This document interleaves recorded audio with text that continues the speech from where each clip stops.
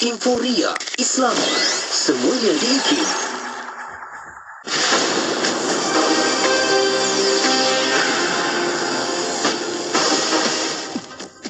Bismillahirrahmanirrahim. Assalamualaikum warahmatullahi wabarakatuh dan salam sejahtera. Bersama saya Ahmad Nasri Muhammad Yusof dalam berita IKIM. Menteri Pendidikan Tinggi Datuk Seri Dr. Zamri Abdul Kadir meminta pihak pengurusan Institusi Pengajian Tinggi IPT merujuk kepada nasihat atau arahan yang dikeluarkan oleh pihak Kementerian Kesihatan KKM bagi langkah pencegahan penularan wabak COVID-19. Menurut beliau, sebarang nasihat dan arahan daripada pihak KKM sepatutnya dijadikan panduan untuk IPT bagi melaksanakan langkah-langkah yang seterusnya. Datuk Seri Dr. Zamri memberitahu demikian ketika diminta mengulas mengenai keperluan untuk mengadakan sesi pembelajaran secara dalam talian berikutan peningkatan kes COVID-19 ketika ini. Kerajaan Negeri Perak akan mengadakan perbincangan dengan pihak Kementerian Pendidikan mengenai cadangan pemasangan kamera litar tertutup CCTV di setiap sekolah di Negeri Perak.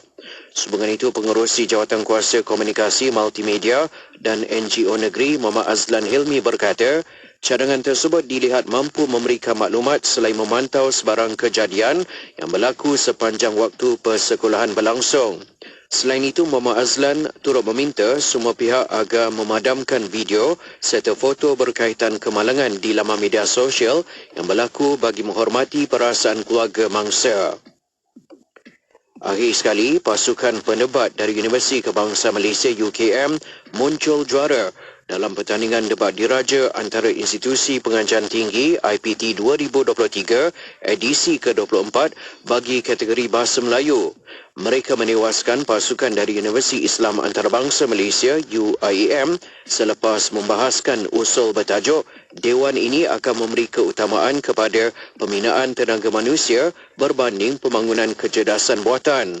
Selain itu, pasukan dari Universiti Teknologi Mara UiTM dinobatkan sebagai juara bagi kategori Bahasa Inggeris, manakala juara bagi kategori Bahasa Arab pula diraih oleh pasukan dari Universiti Malaya UM. Sekian saja berita IKIM untuk edisi 10 pagi ini. Assalamualaikum warahmatullahi wabarakatuh dan teruskan kesetiaan anda bersama IKIM Inspirasi Inforia Islami. Laporan berita tadi dari sumber bernama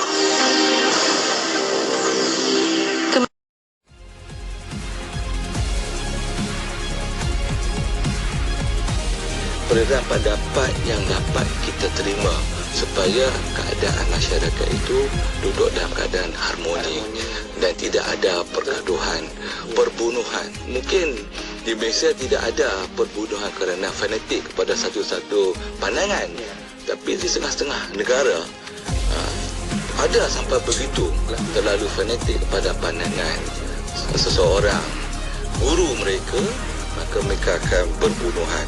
Jadi itulah buat permulaan dahulu Syafiq yang boleh saya kongsikan. Jelaskan doktor, bagaimanakah hari ini Islam itu sendiri?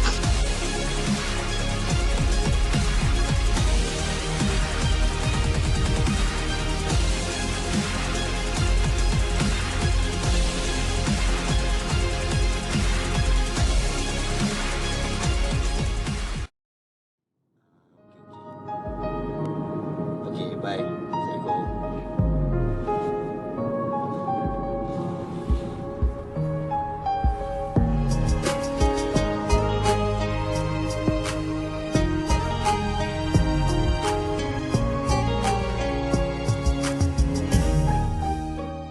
Sosial rasmi 100 juta pokok.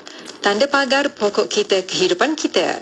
Pesanan ini dibawakan oleh Kementerian Komunikasi dan Digital KKD. Kapsul Masa.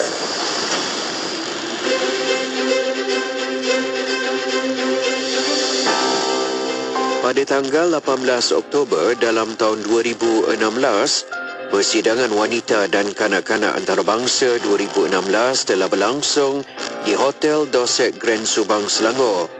Persidangan ini merupakan anjuran Universiti Teknologi Mara UiTM dan diadakan selama 2 hari. Ia disertai oleh ahli-ahli akademik, pakar-pakar dan pengamal perundangan serta organisasi bukan kerajaan NGO dari dalam dan luar negara. Yang Amat Arif, Profesor Adjang Datuk Dr. Muhammad Naim Haji Mokhtar dijemput untuk membentangkan kertas kerja bertajuk The Role of Family Support Division of Sharia Court of Selangor in Protecting the Rights of Women and Children to Maintenance. Beliau berkongsi berkenaan kaedah pada peringkat mahkamah dalam memelihara hak wanita dan kanak-kanak melalui peranan yang dimainkan oleh bahagian sokongan keluarga BSK. Sesungguhnya, persidangan ini membantu ibu tunggal dan anak-anak yang terkesan akibat pengabaian nafkah oleh pihak suami atau bapa. Petikan fakta ini disediakan oleh Seksyen Dokumentasi dan Penerbitan Akhib Negara Malaysia.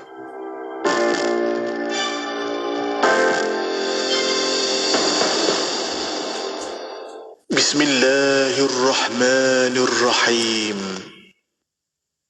Subhanallah walhamdulillah wa la ilaha illallah wallahu akbar.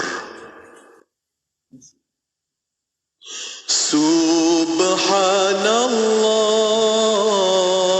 walhamdulillah wa la ilaha illallah wallahu akbar. Subhanallah walhamdulillah wa la ilaha illallah wallahu akbar. Subhanallah walhamdulillah wa la ilaha illallah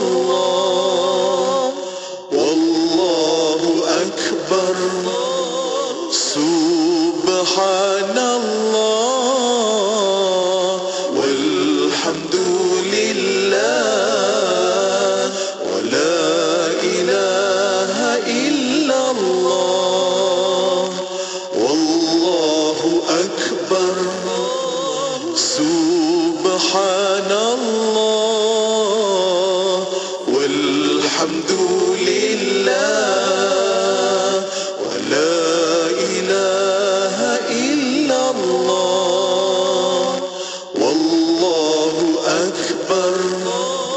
Subhanallah walhamdulillah wa la ilaha illallah wallahu akbar. Selami ilmu untuk kehidupan kita seharian bersama Syafiq Saleh di Aspirasi 10.1. IKIM, Inspirasi Inforia Islami. Inspirasi Infura Islami hanya di Radio IKIM. Assalamualaikum warahmatullahi wabarakatuh. Selamat pagi. Saya Syafiq Saleh. Kita berada di Aspirasi 10.1. Edisi hari ini hari Selasa 19 Disember 2023.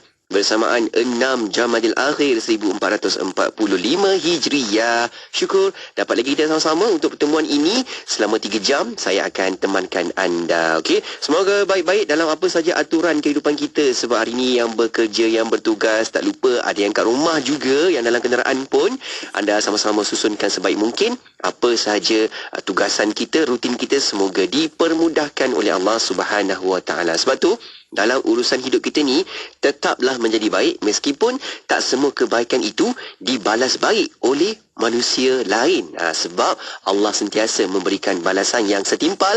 Apabila kita buat baik, balasan baik akan dapat. Kan kalau buat tak baik, sebaliknya lah. Okey, sama-sama kita niat yang sebaiknya untuk susunkan laluan kehidupan kita. Terima kasih tim Orang Pagi, Pian dan juga Luke yang sama-sama temankan anda sebentar tadi. Jom kita nak teruskan lagi. Selepas ni kita bawakan ada temu bual khas bersama Yang Berhormat Senator Dr. Zulkifli Hassan merupakan timbalan menteri di Jabatan Perdana Menteri Hal Ehwal Agama, yang mana kita nak sembang-sembang, kita nak tanya-tanya dengan YB Senator. Kan kita boleh santai-santai rehat-rehat kejap lagi untuk bawakan bual bicara ini. Boleh tonton di Facebook juga di YouTube IKIM. Kalau ada sebarang pertanyaan, soalan, boleh letakkan di bahagian ruangan komen dekat media sosial Radio IKIM. Waktu ini, jom kita buka tirai pertemuan bersama dengan Farhatul Fairuza dan juga Aisyah Abdul Basit. Lagunya Antas Salam. Kekal bersama IKIM, Inspirasi Inforia Islami.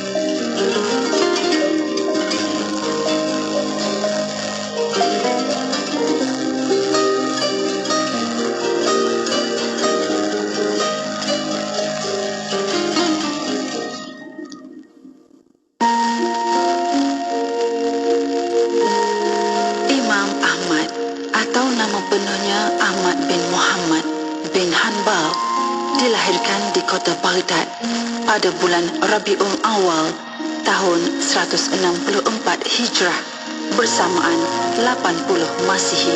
Beliau merupakan salah seorang daripada 4 imam mazhab Ahlul Sunnah wal Jamaah. Bapa beliau telah meninggal dunia ketika beliau masih kecil. Lalu Imam Ahmad dijaga oleh ibunya yang sentiasa menasihati beliau agar mempelajari ilmu agama. Imam Ahmad menghafaz Al-Quran dan telah mendalami bahasa Arab. Dan pada ketika beliau berusia 15 tahun, beliau pun mulai mempelajari ilmu hadis. Untuk mendalami ilmu agama, Imam Ahmad telah mengembara ke serata bandar dan negara seperti di Mekah, Madinah, Kufah, Basrah, Syam dan Yaman. Hasil daripada pengembaraan ilmiah itu telah membuatkan beliau mengetahui betapa banyaknya hadis-hadis Nabi Muhammad sallallahu alaihi wasallam yang mulia. Lalu Imam Ahmad mengumpulkan hadis-hadis tersebut dan menghafaznya sehingga jadilah beliau imam yang hebat di zamannya. Imam Ahmad seorang perawi hadis yang amat cintakan ilmu. Salah sebuah karya besar beliau adalah Musnad Imam Ahmad yang memuatkan 40,000 hadis. Diriwayatkan Imam Ahmad menghafal sehingga 700,000 hadis. Kepakaran Imam Ahmad dalam ilmu hadis tidak ada keraguan lagi sehingga mengundang banyak tokoh ulama berguru dengannya. Kegigihan dan kesungguhan Imam Ahmad telah melahirkan ramai ulama dan perawi hadis yang terkenal seperti Imam Bukhari, Imam Muslim dan Imam Abu Daud. Imam Ahmad pernah berguru dengan Imam Asy-Syafi'i dan beliau merupakan antara anak murid Imam Asy-Syafi'i yang paling utama di Baghdad. Malah, Imam Asy-Syafi'i mengiktiraf keilmuan Imam Ahmad dengan mengatakan, "Telah aku tinggalkan kota Baghdad ini dan tidaklah aku meninggalkannya dengan seorang insan pun yang sangat bertakwa dan sangat faqih dari Imam Ahmad bin Hanbal." Pada hari Jumaat tanggal 12 Rabiul Awal tahun 241 Hijrah, Imam Ahmad meninggalkan dunia ini buat selama-lamanya. Namun, sumbangan ilmu dan namanya terus mengalir di jiwa umat Islam sehingga ke hari ini. Assalamualaikum warahmatullahi wabarakatuh. Tuan-puan, saudara-saudari yang dikasihi sekalian, tahukah kita apakah itu sunnah Nabi Muhammad sallallahu alaihi wasallam yang paling utama? Ya benar, sunnah yang paling utama ialah dakwah, mengajak dan membawa manusia keluar daripada kegelapan jahiliyah kepada sinar cahaya Islam. Kami, Hidayah Center Foundation, bergerak di atas dua paksi utama. Yang pertama, dakwah mengajak manusia kepada Islam. Yang kedua, menyantuni dan memperkasakan golongan mu'allaf. Alhamdulillah, usaha ini telah berjalan lebih 10 tahun dan lebih 7,000 orang telah berjaya disantuni. Namun demikian, kami di Hidayah Center Foundation ingin memperkasakan lagi usaha ini kerana masih ramai yang belum menerima mesej Islam, khususnya di Malaysia, dan demikian ramai golongan mu'allaf yang belum mampu diperkasakan. Jadi, kami amat mengalu-alukan sokongan, bantuan dan sumbangan anda semua untuk memperkasakan usaha dakwah dan santunan mu'allaf ini. Allah Subhanahu wa taala berfirman di dalam surah Ali Imran ayat ke-104. Bismillahirrahmanirrahim. Waltakum minkum ummatun yad'una ila al-khair wa ya'muruna bil ma'ruf wa yanhauna 'anil munkar wa ulaika humul muflihun. Dan hendaklah ada di antara kamu satu kumpulan yang mengajak manusia kepada kebajikan, menyuruh berbuat segala yang baik dan melarang daripada segala yang salah. Dan golongan yang berbuat demikian itulah orang-orang yang berjaya. Semoga Allah Subhanahu wa taala golongkan kita bersama dengan orang-orang yang berjaya. Untuk menyalurkan sumbangan dan infak anda, boleh layari www.dahsedekah.com atau sumbangan secara terus ke akaun Maybank kami 5622096441. Kami dahului dengan ucapan terima kasih. Hidayah Center Foundation, sampaikan Islam, perkasakan mu'allaf. Dengar Radio IKIM secara percuma menerusi aplikasi IKIM, Audio Plus dan MyTV mana-mana di peranti pintar anda.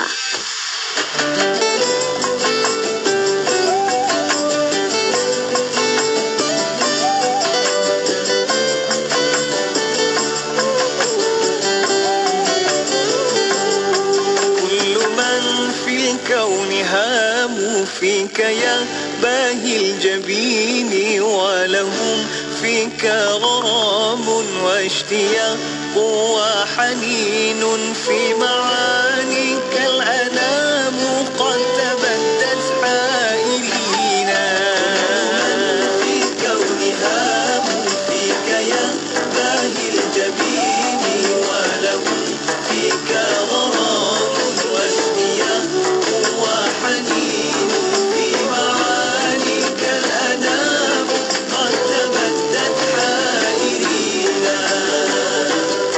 أنت للرسل ختام أنت للمولى شكور عهدك المسكين يرجو فضلك الجم الغفير كل من في كونها فيك يا باهي الجبين ولهم فيك غرام واشتياق وحنين في معانيك الأنام قد تبدت حائرين يا غياثي يا ملاذي في ملمات الأمور سعد عبد قد تملى وانجلى عنه الحزين كل من في كونها فيك يا باهي الجبين ولهم فيك غرام واشتياق وحنين في معانيك الأنام قد تبدت حائرين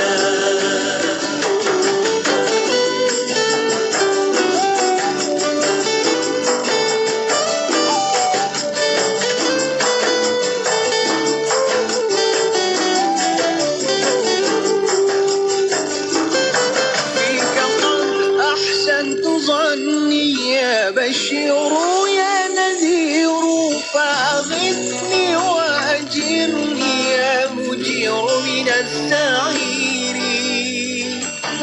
seluruh makhluk merasa syadu wahai wajahmu yang bercahaya kasih dan cinta kepadamu sentiasa merinduimu yakin percayakan maksudmu tiada keraguannya seluruh makhluk merasa syadu wahai wajahmu yang bercahaya kasih dan cinta kepadamu sentiasa merinduimu yakin percayakan maksudmu tiada keraguannya seluruh makhluk merasa syadu wahai wajahmu yang bercahaya kasih dan cinta kepadamu sentiasa merinduimu yakin percayakan maksudmu tiada keraguannya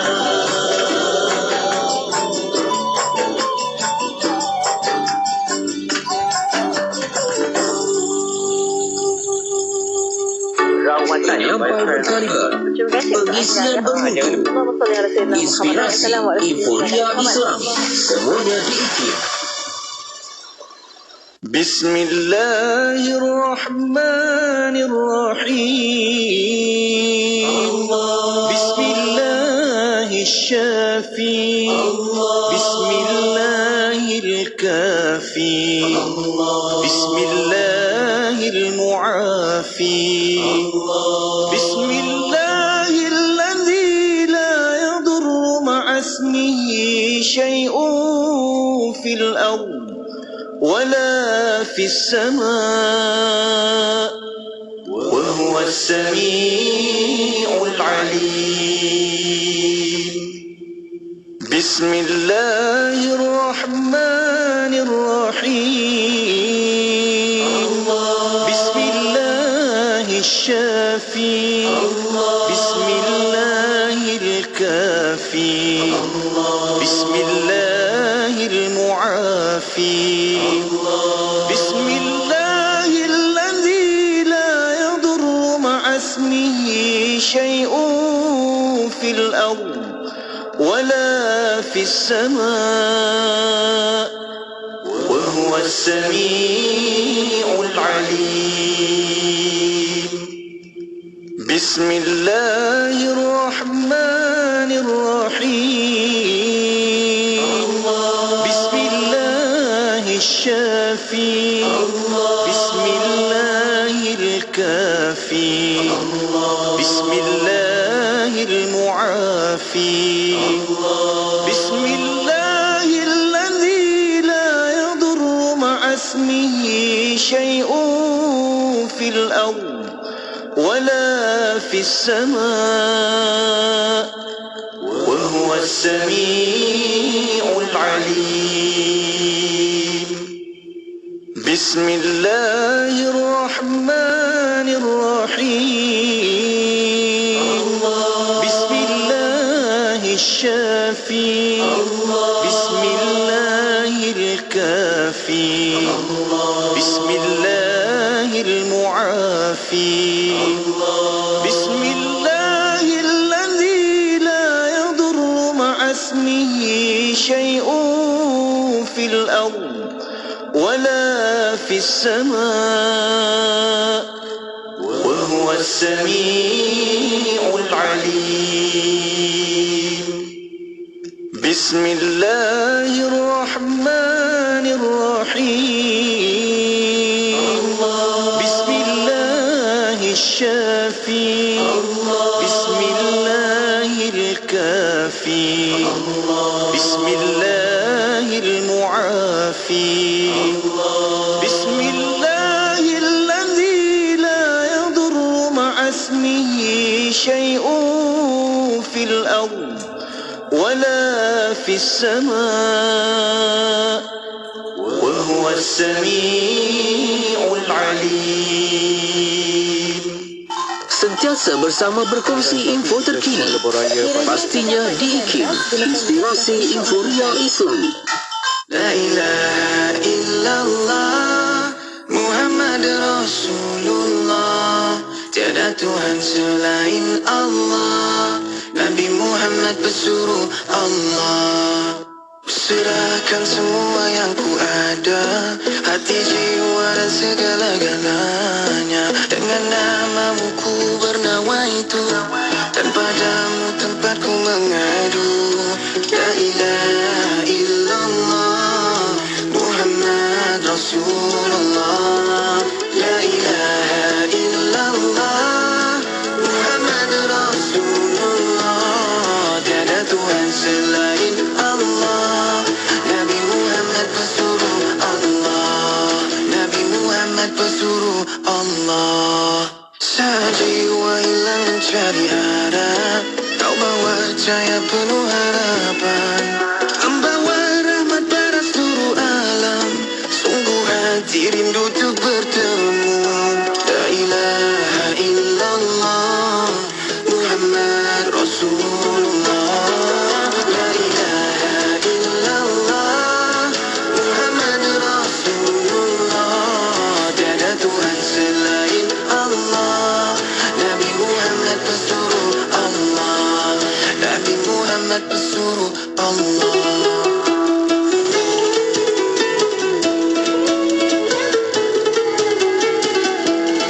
Tiada Tuhan selain Allah, Nabi Muhammad pesuruh Allah.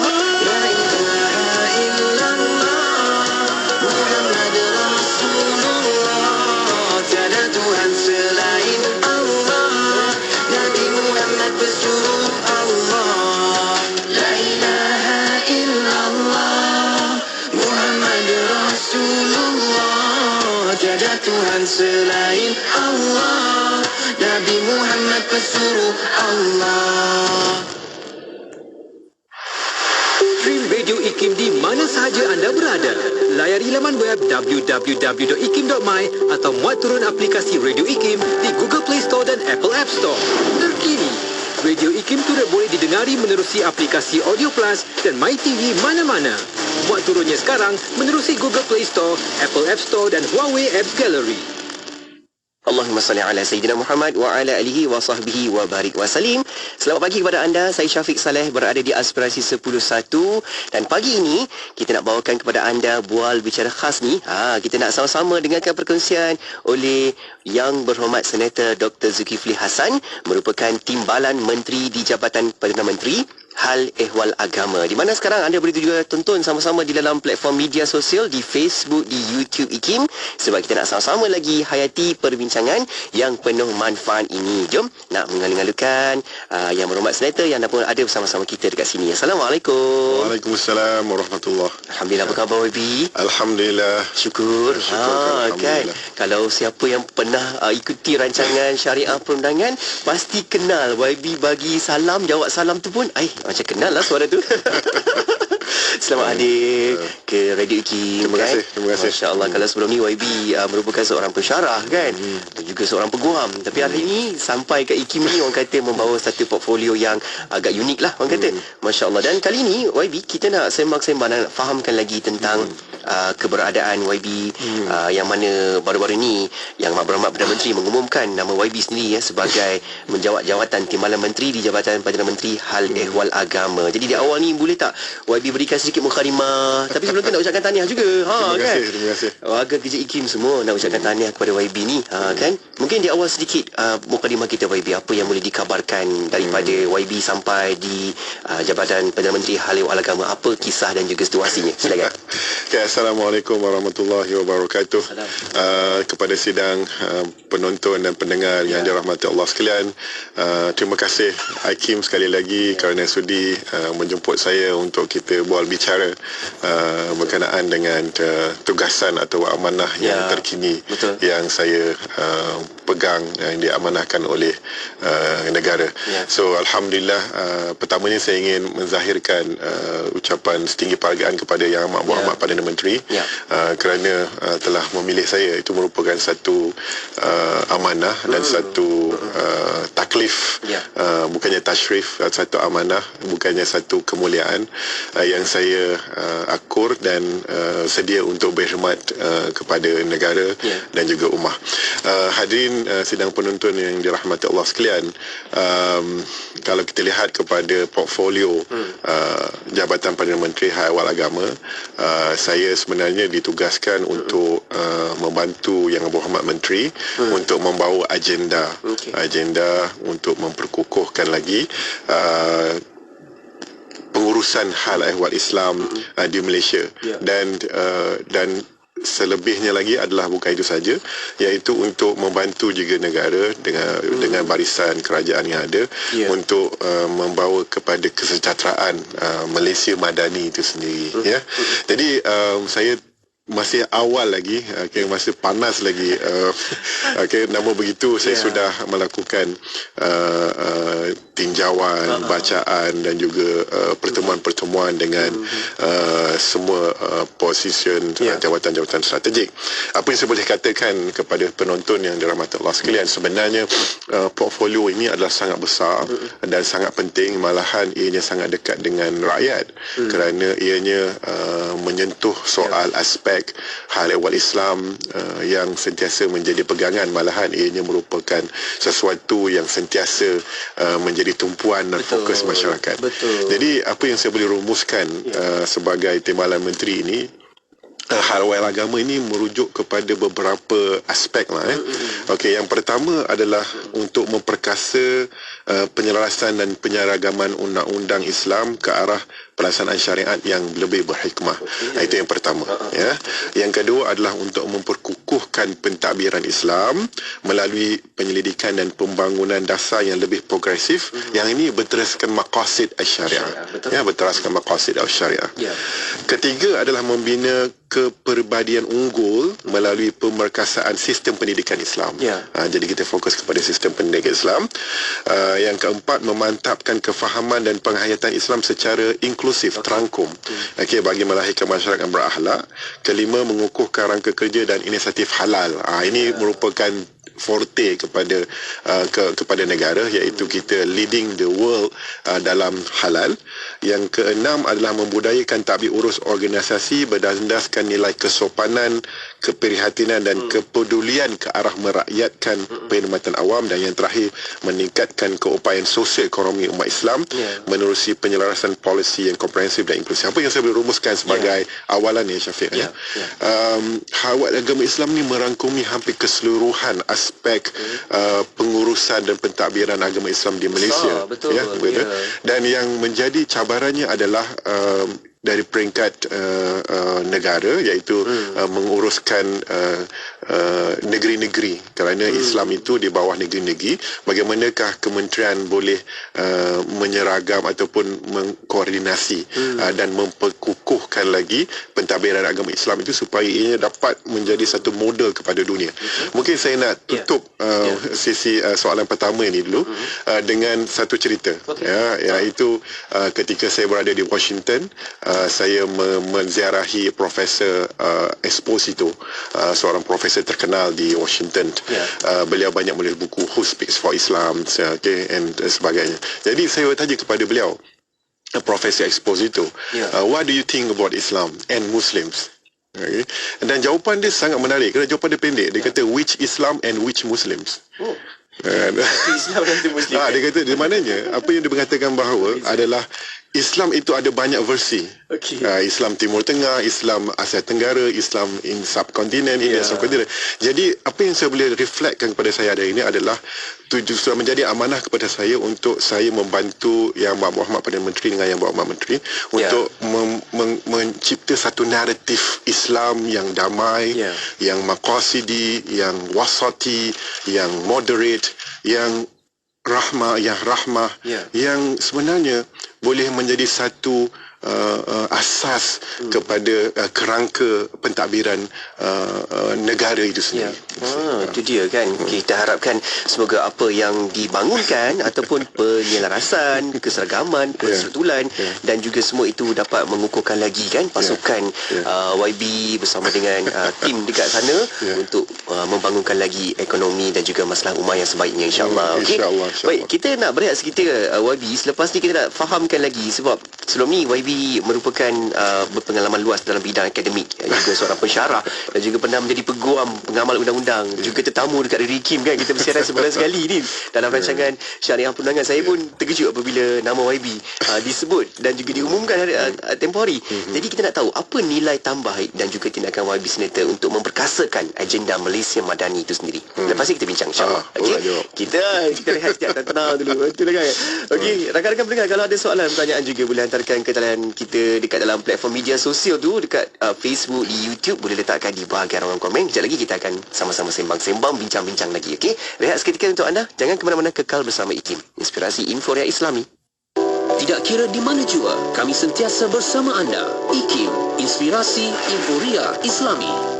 خليد بالقرآن هو إمامنا على هداية الله آمتنا خليد بالقرآن هو إمامنا على هداية الله آمتنا كلام ربنا هدايتنا عطاء جبريل على رسولنا كلام ربنا هدايتنا عطاء جبريل على رسولنا Kekalkan Al-Quran sebagai imam kita, semoga kembali di dalam petunjuknya.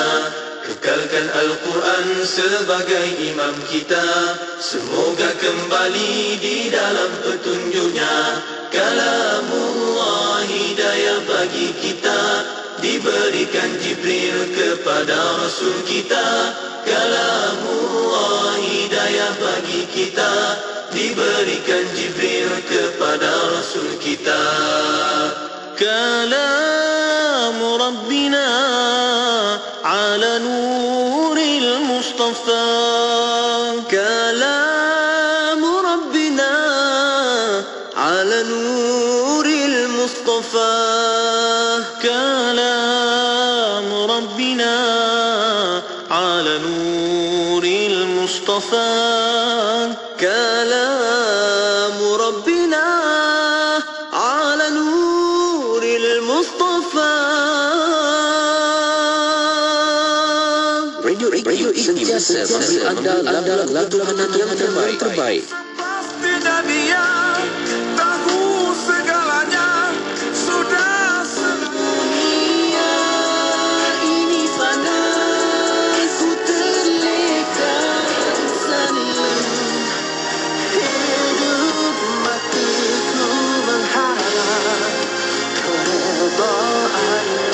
Memberi anda lagu-lagu ketuhanan yang mengusik jiwa. IKIM, Inspirasi Inforia Islami. Kembali bersama IKIM, Inspirasi Inforia Islami. Saya Syafiq Saleh, kita berada di Aspirasi 10.1 dan bual bicara kita pada hari ini ada temu bual khas bersama dengan Yang Berhormat Senator Dr. Zulkifli Hassan, merupakan Timbalan Menteri di Jabatan Perdana Menteri Hal Ehwal Agama, di mana kita nak sembang-sembang, fahamkan lagi dalam apa yang kita bawakan bicara hari ini, pasti dapat memberikan sedikit info dan juga pengetahuan kepada kita, kan?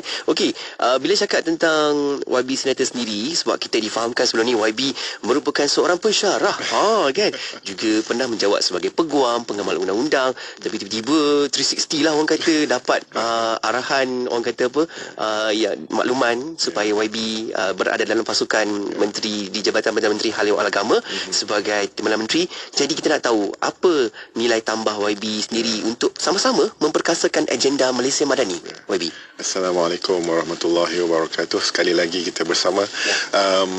Sebelum saya menjawab soalan Syafiq itu sebentar tadi, saya boleh mengatakan bahawa kefahaman tentang Madani itu saya telah mulakan sejak awal lagi, sehingga kan saya pun ada menulis beberapa penulisan dan artikel mengenai konsep negara Madani yang berteraskan kepada Al-Madinah Al-Fadilah Al-Farabi dan juga melihat kepada Sahifah Madinah yang mewujudkan masyarakat Madani yang paling awal lebih 1400 tahun yang lalu.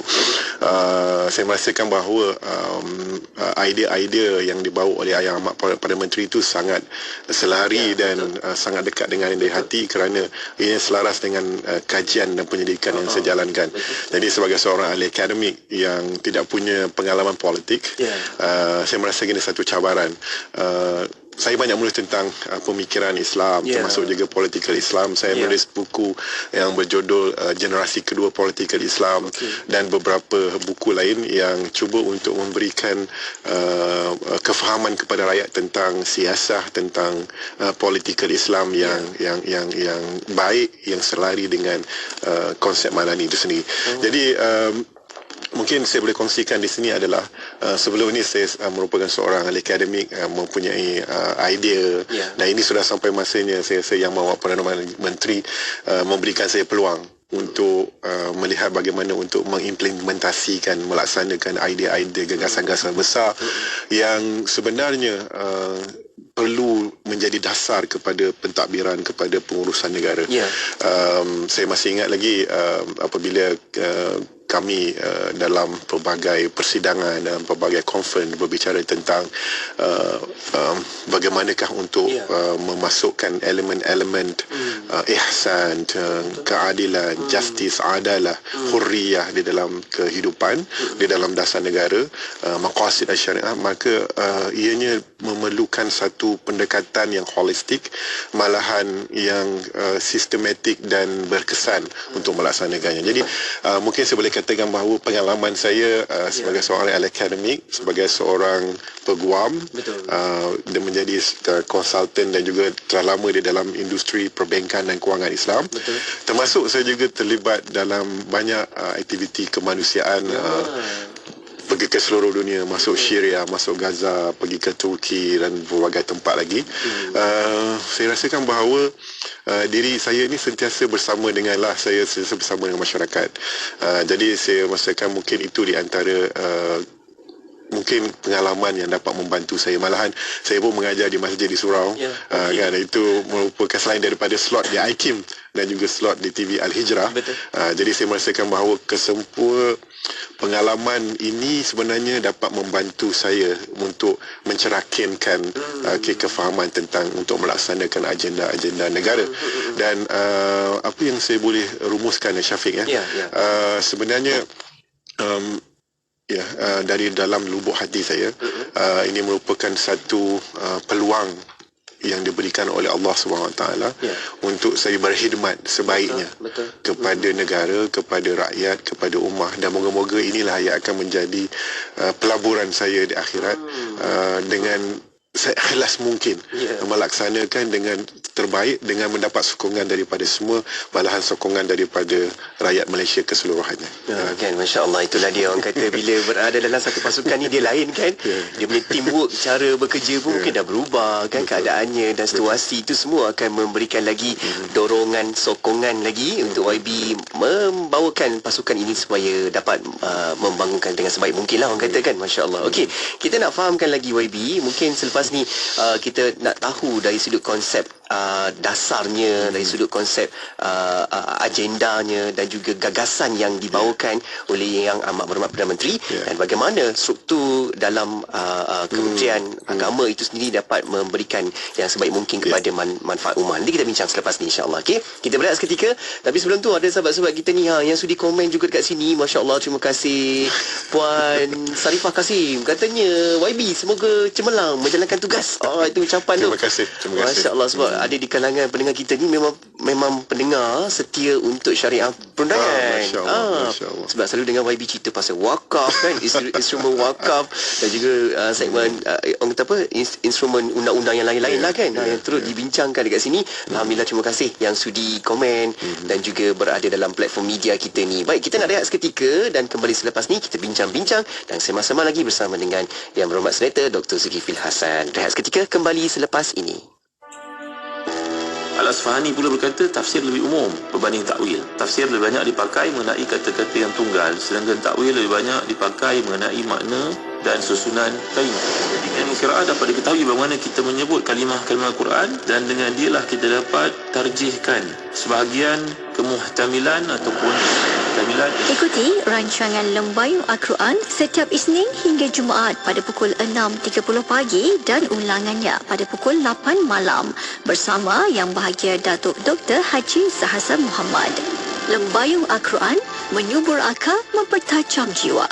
Eksklusif hanya di Radio IKIM.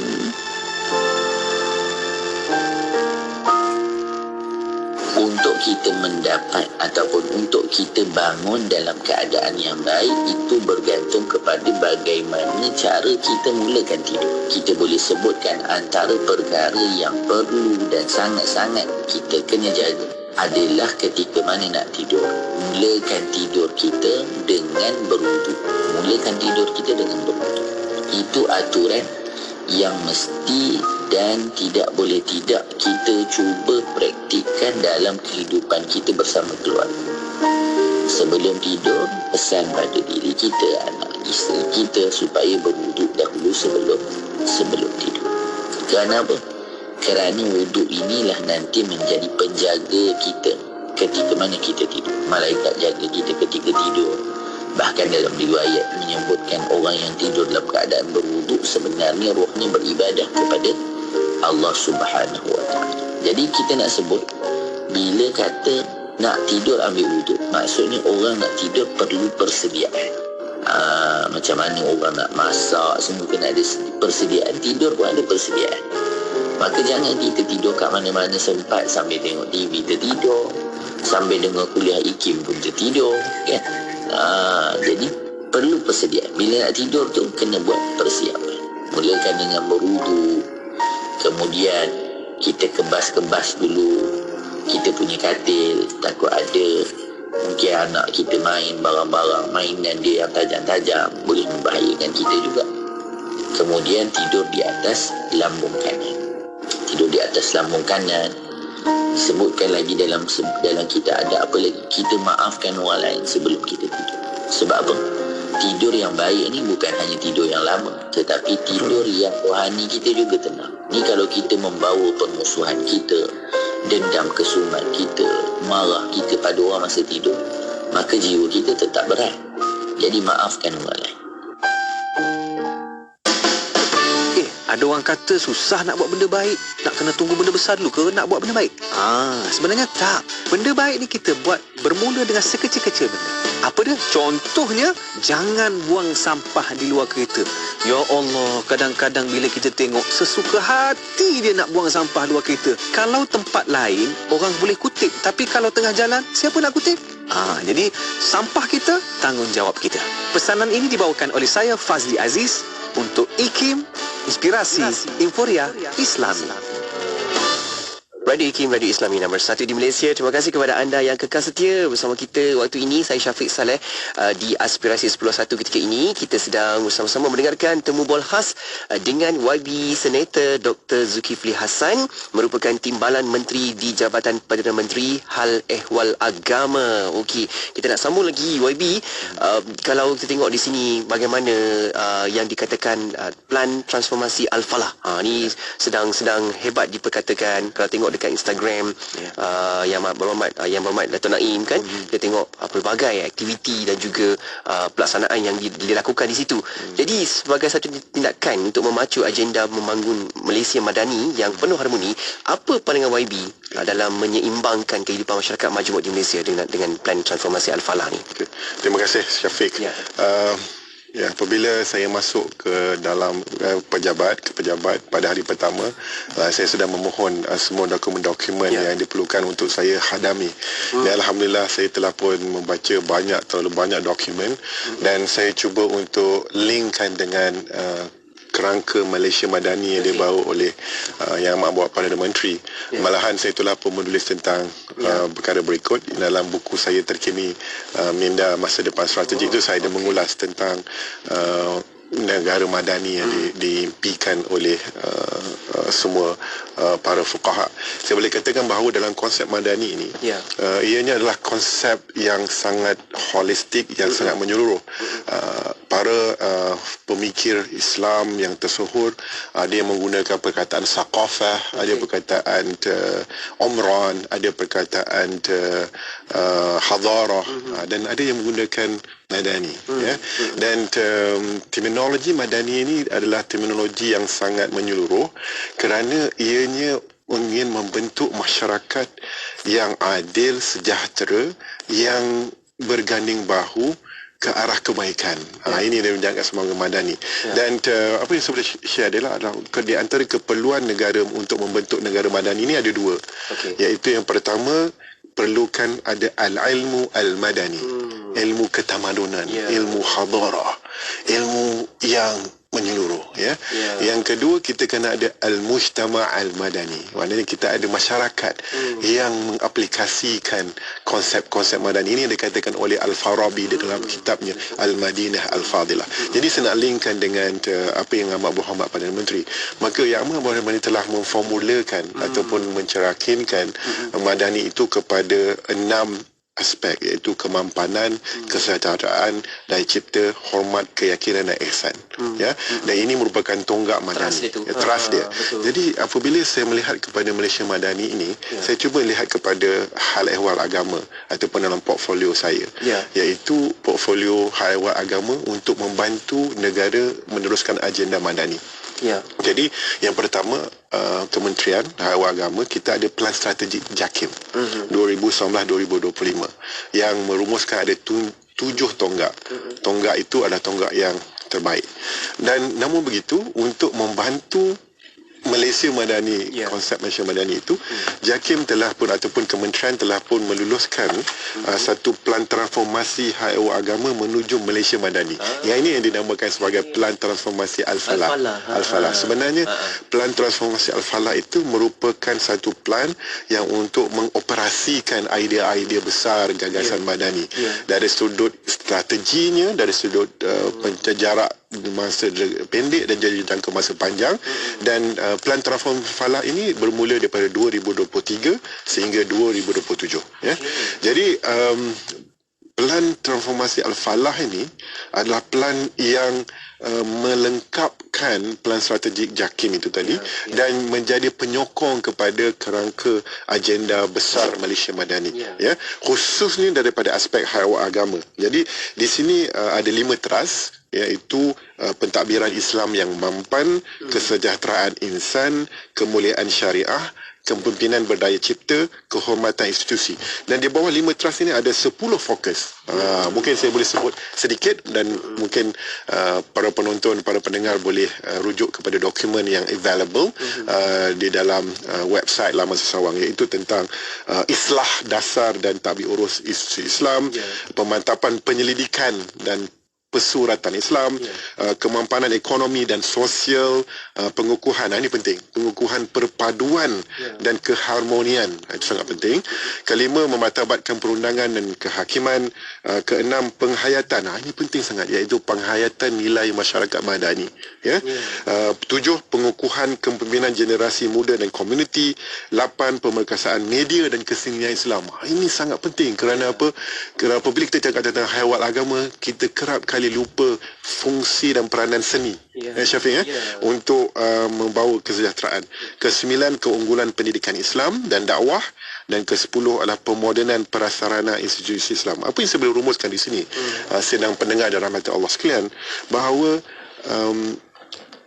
negara sudah punya kerangka madani yang sebenarnya solid, yang konkret. Malahan ianya adalah diaspirasikan daripada Sahifah Madinah maupun daripada Al-Madinah Al-Munawwarah, satu konsep yang diwujudkan oleh Rasulullah SAW yang meraihkan kepelbagaian dalam bingkai kesatuan, kesatuan dan bingkai kesatuan.